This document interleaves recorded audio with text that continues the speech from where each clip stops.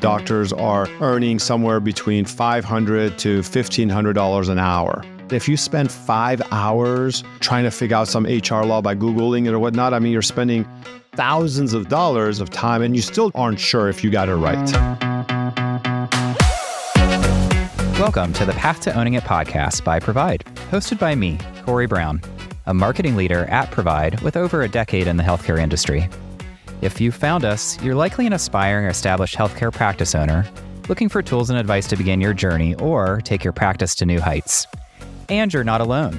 So to help you achieve your practice ownership dreams, twice monthly, we'll tap into our unparalleled network of industry experts who will join us on our quest to provide the answers to your most pressing questions.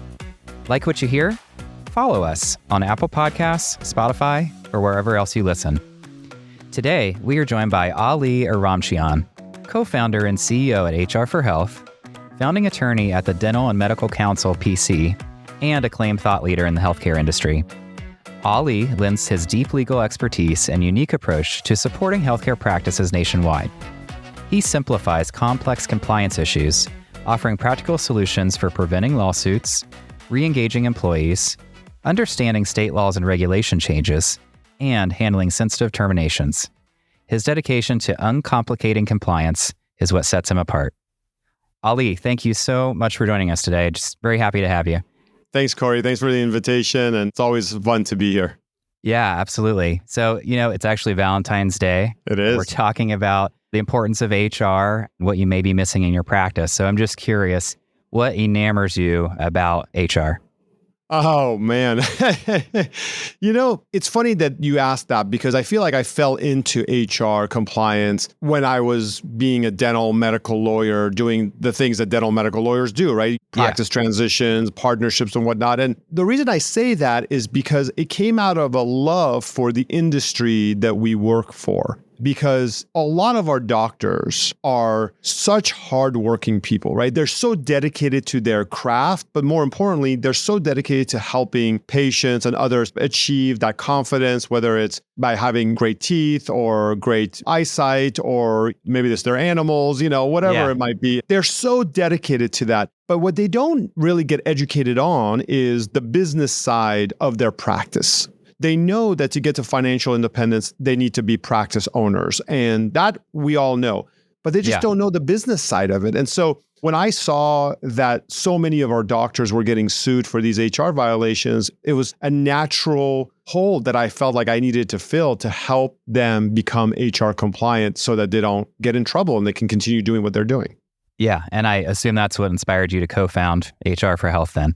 100%, because there was nothing out there that was even close to truly being HR compliant. And it's funny when I think about Provide and your history in terms of the impact that you guys have had in the industry, I bet you it was the same kind of thing, which was, hey, banks are doing it the old-fashioned way with paper and this and that. Can we modernize it? Can we make the experience better?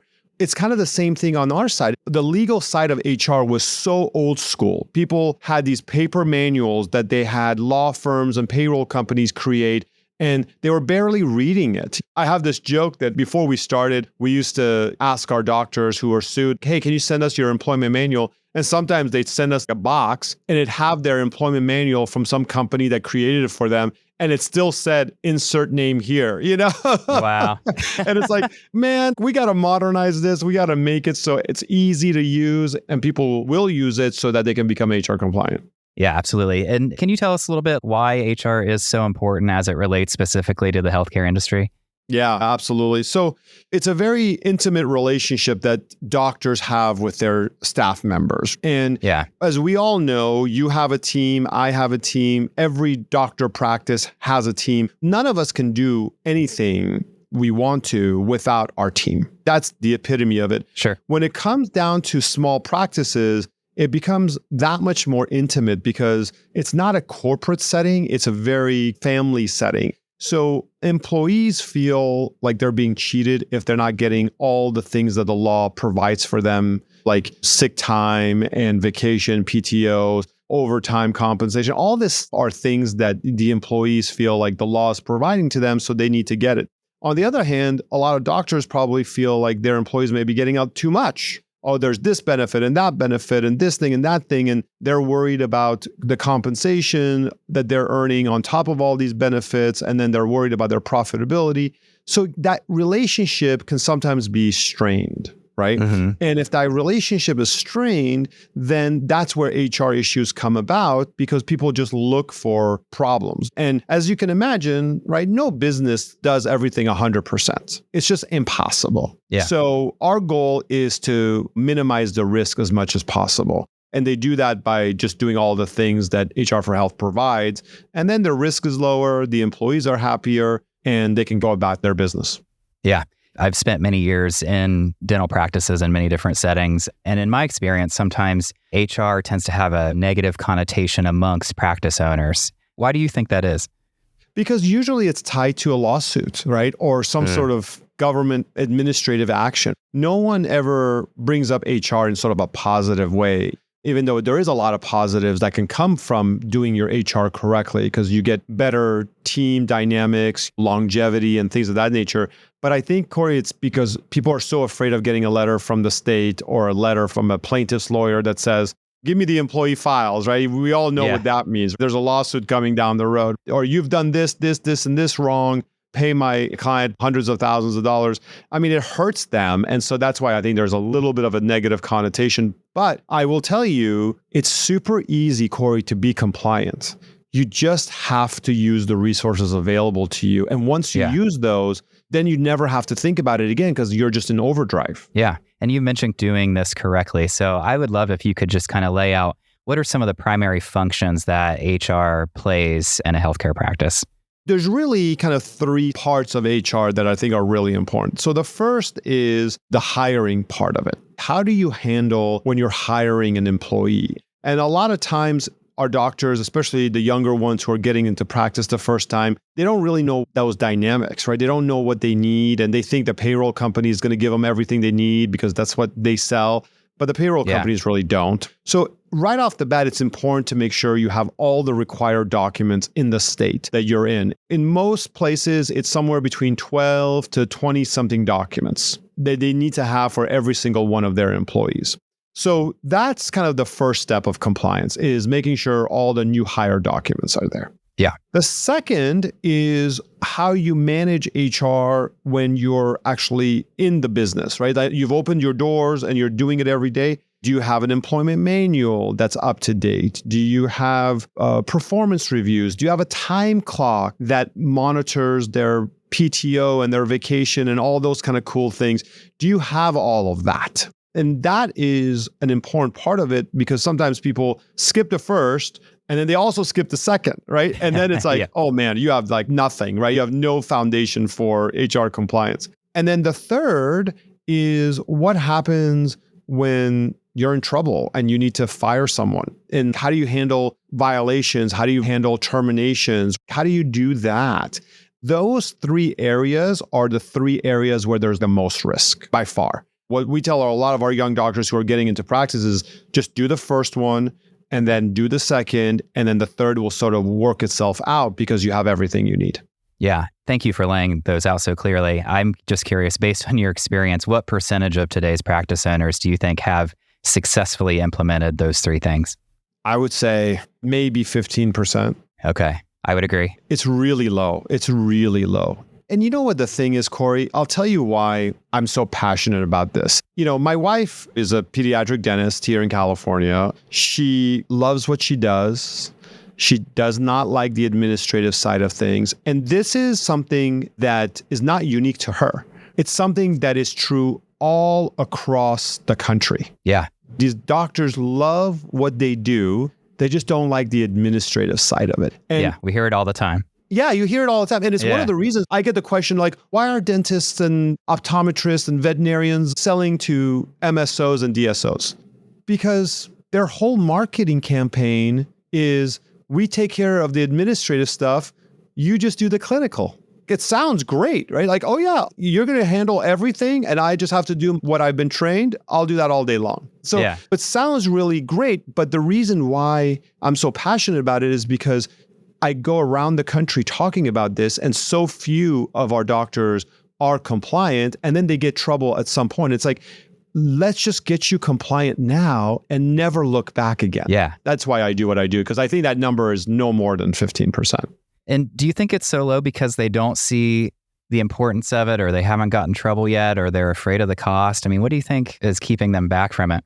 I think it's all three of those. I think if they're super young in their career, they haven't realized the importance of it yet. They don't have people like us and you and others coaching them. And that, I think, is the problem. They think that it's not going to happen to them. Like, oh, my team is so new or young, or they've been with me for a long time, it's never going to happen. And I hear that all the time, but it happens. You know, even with somebody who's been with a doctor for 9 years, 20 years, 30 years, it happens. And then I think they think the cost is like astronomical. Whereas, you know, HR for Health, even without our partnership, it's like a couple $100 a month. I mean, it's just nothing to them in the grand scheme of things, but it provides so much protection. So I think it's all those things. I think you hit it on the head. Yeah. And I'm curious, we're talking about getting in trouble and potential consequences. Can you talk what those might look like? And do you have a real world example that you can share? Yeah. Oh, man, I have too many real world examples. I bet you do. Yeah. So the average settlement is somewhere between 1 to 2 times someone's annual salary. If they're making $25 an hour, that means the settlement could be anywhere from $50K to $100K. And that's without lawyer fees, court costs, any of that. That's just pure settlement dollars. It's an average, but it's a pretty accurate one. Yeah. Just from what we've seen. The repercussions, though, are far greater, Corey, because if someone is spending $50K, $100K, that money is not just 50 or $100K, right? Somebody could withstand that. What I don't think people realize is what that 50 to 100K means. If you take that 50K and you take it home and you put it in some normal investment product, right? It's supposed to double every 7 years. If you have 20, 30 years ahead of you, that 50K actually could be worth hundreds and hundreds of thousands of dollars, maybe millions of dollars by the time you're said and done. So that's one thing. The second thing is that 50K could go towards buying more chairs, buying more equipment, marketing, whatever, to keep growing the practice, or invest it into other offices and buy your second office, your third office. So it's not just that dollar amount. It's what does that dollar amount represent to them? I was telling my daughter actually recently, because she's about to go to college actually. And so we were talking about tuition and all this. And I said, when we have to pay your tuition of $40,000, $50,000, $60,000 next year, right, that doesn't just happen. We have to work that much harder, or the money that comes in, we have to take it and put it aside. Instead of paying down debt, we have to now pay for your school or whatever. I wanted to show her what choices we're making. And the same thing is happening here. If you're paying 50 to 100K to an employee for a lawsuit, that money is not going into your retirement. It's not going into your children's college funds. It's just choices we're making. And so it's why I'm passionate about this. It's like a couple $100 can save you so much headache. Yeah. Can you give us an example of what settlement of 50 or 100,000, like what would result in that? So I'll tell you one actually very recently that we dealt with. So we had a doctor who, she's actually pretty spot on doing things correctly. She had kind of started her practice. She was like year 6 or 7 now. She had bought the condo that she's in, not the building, but the condo that she's in. And so things were going really smoothly. And then she ends up terminating an employee. And what happened was that this employee turned around and said, "Hey, doc, you haven't been paying my overtime." And the doctor said, "Well, I don't have to pay your overtime. You're exempt and this and that." Anyways, long story short, what ends up happening is that they get into it a little bit. She hasn't called us yet. The employee gets upset. The doctor ends up firing her. She goes, gets a lawyer. And so the lawyer comes and finds not just overtime, but finds all this other stuff that she hadn't been getting. She hadn't been getting lunches or breaks or any of that because the doctor thought that she was exempt. And so as a result, the starting demand from this lawyer was like $270,000. Wow. $270,000. Yeah. Now, we got involved at that point and we did what we do. And so we were able to bring that number down significantly, of course. But here's the problem, right? It was still a 5-digit number. It ended up being about $60-some thousand. And rightfully so, by the way. I mean, the doctor had done things wrong. She had not done it intentionally. She thought she was doing it right, but she had just gotten bad advice and she wasn't using HR for Health. So guess what happened next? We settled with this lady, and then the other employees got wind of it. That's what I was going to say earlier. Like the reputational damage, the culture it creates amongst your current staff, I can only imagine would be astronomical. Totally, exactly. And, Yeah. and what was crazy is that even though there was like confidentiality provisions in the settlement agreement, people talk, you know what I mean? Like Right. you just can't do anything about it. And so the other employees suddenly have all filed a claim. Now, the good news is that they didn't go to a lawyer, they went to the state. And so the state is coming after her, which is, believe it or not, a little bit better, but still, it just causes problems. Now, she hasn't been late on her payments yet, on the mortgage or on anything of that nature, which is great. But hey, maybe she will be in financial problems if too many of these people start coming asking for 50, 60, 70K. You just never know. And so it's one of the reasons why I think you guys are so progressive in saying, hey, we want HR for Health for all of our young doctors who are getting a loan with us, because not only is it good for the doctor, but it's also really good investment for you because it just keeps your portfolio safer. So Yeah, absolutely. Ali, we've talked a little bit about the importance of having an HR plan in place. And when we return, I'd like to get your take on some of the more common questions providers have on this subject. More with Ali right after this.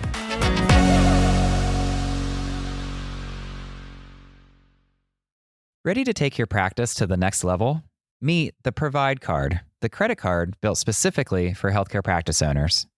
Available in addition to your Provide practice loan, with the Provide Card, you'll be transported to a world of new opportunities for your practice, where you can access the spending power you need to build your legacy. You can earn rewards on all purchases, all the time, with no rotating categories and no point expiration. At Provide, we're creating the future of personalized banking for healthcare practice owners. To learn how to apply for the card that makes your purchases go the extra mile, contact your Provide representative or visit getprovide.com/providecard for more information, including rewards terms and conditions. I'm Corey Brown, and this is Provide's The Path to Owning It podcast. We're back with Ali Oromchian, co-founder and CEO at HR for Health, to unpack the answers to the most pressing questions doctors have on the subject of human resources. Ali, we've gotten several questions from doctors for this show, so I would love to just get your take on those. But first, I'd love to know, how can a doctor best use their time as it relates to HR? Yeah, great question. So a couple of things. I mean, I think right off the bat, I would definitely outsource the HR side of the business to HR for Health and let the HR for Health team do an audit and then get the office compliant with all the technical rules, right? Just right off the bat, let's just get that off the table so that there's not a technical violation that you have to be worried about. Yeah. Then the second part of that, and this is the part a lot of people forget, is we're not in a vacuum, right? I mean, it's really important to train if an office manager or a team lead about, some of the HR provisions. You don't need to teach them everything, but I think getting someone trained on that who's helping with the HR side of the business, I think is important. If you don't have someone yet because you're a new practice owner or whatnot, that's cool. You just do it yourself with the help of HR for Health as your outsourced resource. And then one day when you hire an office administrator or office manager or team leads, then you train them. Gotcha. And opposite of that, what would you say the biggest misuse of their time as it relates to HR would be? I mean, I think that's easy. I think it's trying to figure it out on their own and Googling stuff and whatnot. I mean, there's so many exceptions and there's so many rules that are intertwined with other rules that no matter how much you Google something or Chat GPT something, it's not going to give you the whole picture, right? Yeah. And it's easy to make a mistake when you do that. And so it's just not worth their time. I mean, when you think about it, most consultants say that doctors are earning somewhere between $500 to $1,500 an hour in terms of their hourly rate when you take into account their production and collections. I mean, think about that, right? If you spend 5 hours trying to figure out some HR law by Googling it or whatnot, I mean, you're spending thousands of dollars of time and you still aren't sure if you got it right. Yeah. That's absolutely true. I mean, I've been, like I said, a part of practices where that was the plan and Right. where I was the team lead even doing the Googling. Yeah. Right? Yeah. Yeah, absolutely. I'd like to try something new. As I mentioned, I have a list of common questions we've received from healthcare providers as it relates to HR. Let's just rapid fire these if you don't mind. Sure. How do I keep up with all the changing HR laws? So one is listening to podcasts, webinars that people like me do. I think that's a really good way of doing things. Depending on what's the state that you're in, sometimes your state association, if they have a really strong HR component, I think that could help. If they don't, you should contact the state and say, touch base with HR for Health so that they can provide those services to the state. But yeah, I would say just kind of listening in and looking at the videos and podcasts that we do.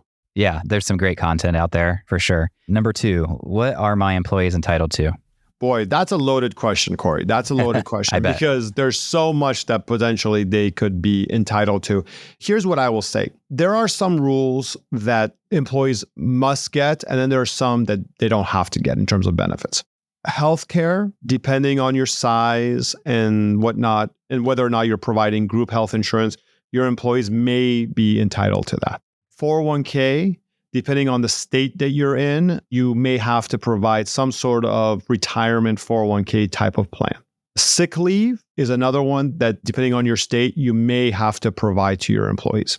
Now, what you don't have to provide are vacation time. You don't have to pay for holidays. The office could be closed, but you don't have to pay for the holidays.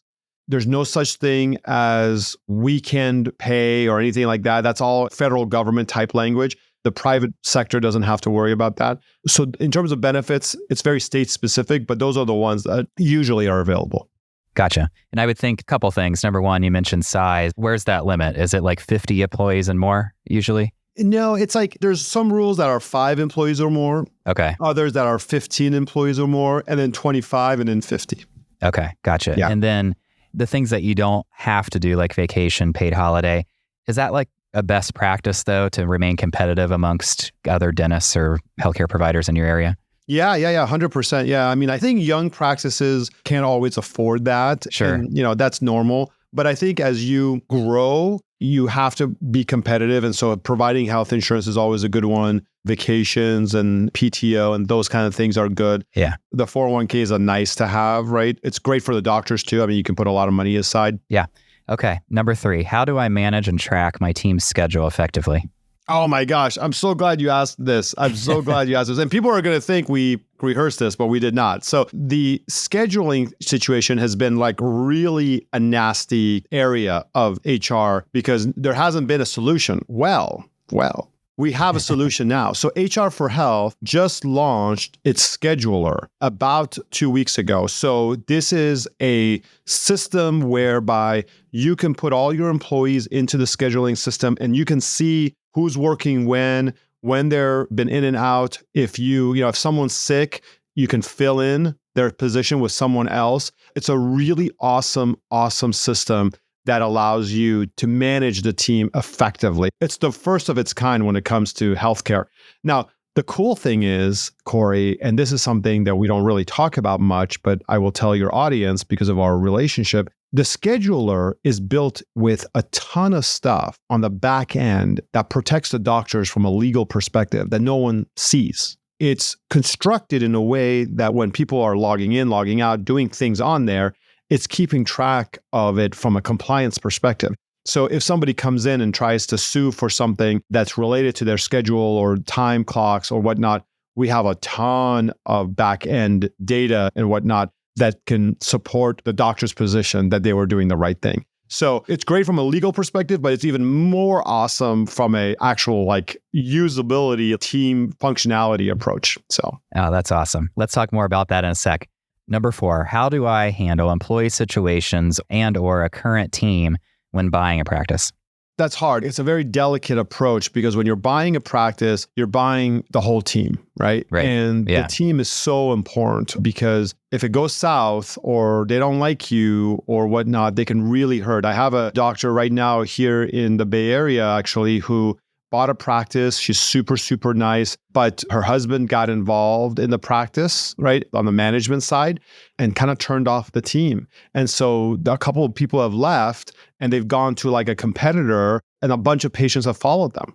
It can be very risky to do that. So I think starting off on the right foot by approaching them and saying, hey guys, we're keeping everything the same, benefits, all of that, because that's what they want to hear. They're fearful of that. And then making sure you're giving them all their new hire documents, their employment manual, like you're showing how professional you are about it, covers you, right? If you don't do that, then they're like, oh my gosh, what is this person doing? They're not giving us this, they're not giving us that. They get more scared. Definitely. Do you think that is the best way to go about with like transitioning to a new practice, is to not change everything all at once, kind of keep it status quo for a little while and then start to slowly work in things that fit your vision?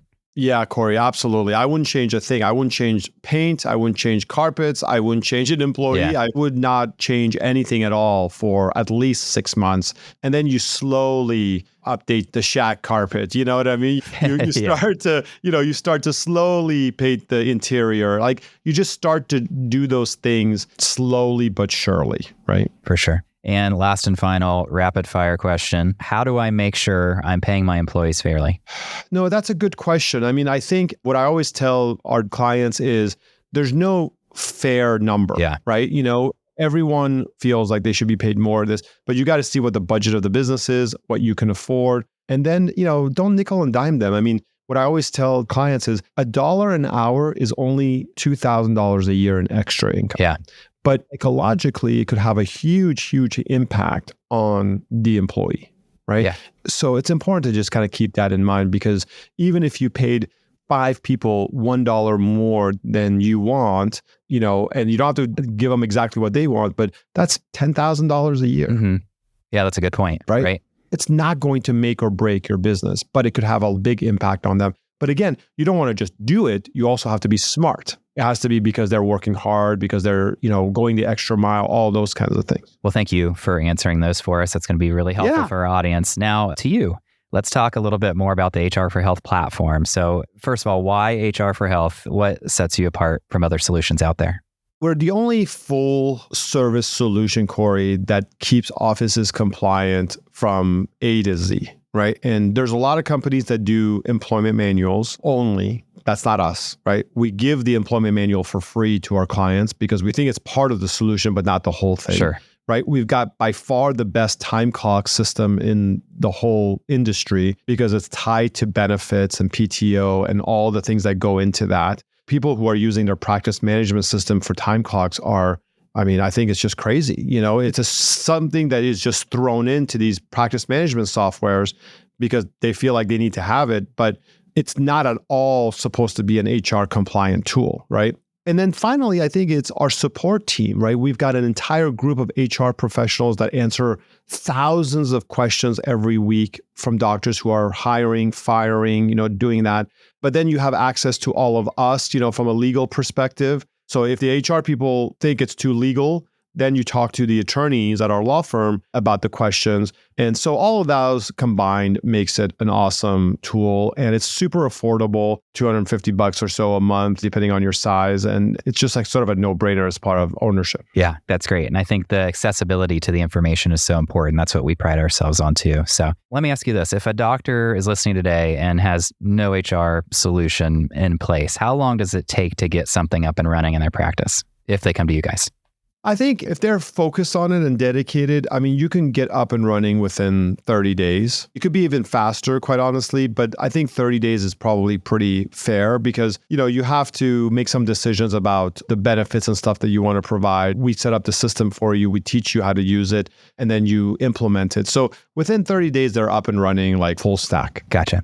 And you've mentioned cost a few times, couple $100 a month. Is that the average that healthcare providers should expect to see when implementing your HR services? If you're just starting out, it's a little bit lower than that because you don't have as many employees. That's the average number. If they add payroll or whatnot, it goes up a little bit from there. But you should just budget around that much. So we usually say about $3,000 a year for all of your HR needs without payroll is a great deal. Awesome. Thank you for that. And you've mentioned a few times, Ali, and that Provide and HR for Health have this new strategic partnership, which I know that we're really excited about. Sounds like you are too. Yeah. And it's aimed at helping first-time practice owners get started with their HR framework. Is there anything more that you can tell us and our listeners about that?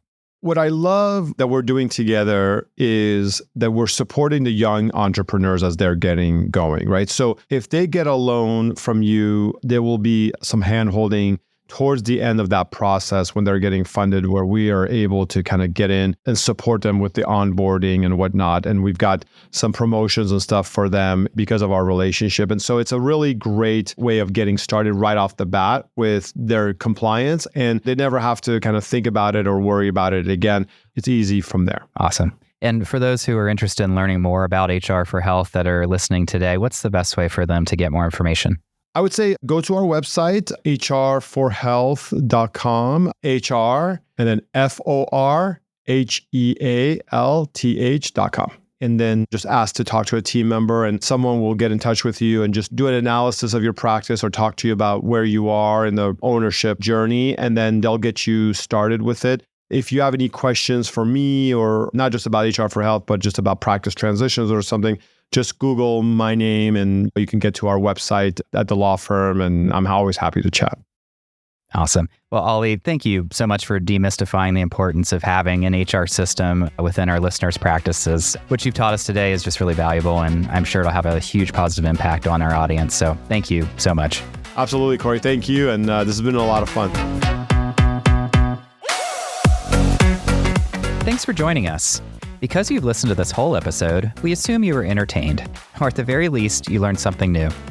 If so, leave us a review on Apple Podcasts or Spotify. Have a topic you'd like discussed in a future episode? Drop us a line in the comments section or send us a message on social media. If you're ready to take your practice ownership dreams into your own hands, be sure to visit getprovide.com to pre-qualify and browse our practice marketplace, or check out our news page for more helpful resources. The Path to Owning It is brought to you by the team at Provide, and it's produced by PodCamp Media, branded podcast production for businesses. PodCampMedia.com. Producer Dusty Weiss, editor Emily K. Singer. For Provide, I'm Corey Brown. Thanks for being on the journey with us.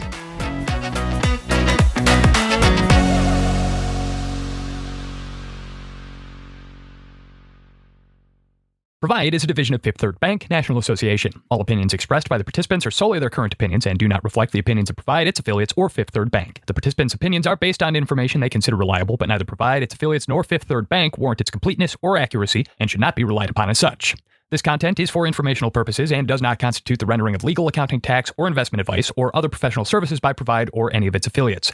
Please consult with appropriate professionals related to your individual circumstances. All lending is subject to review and approval.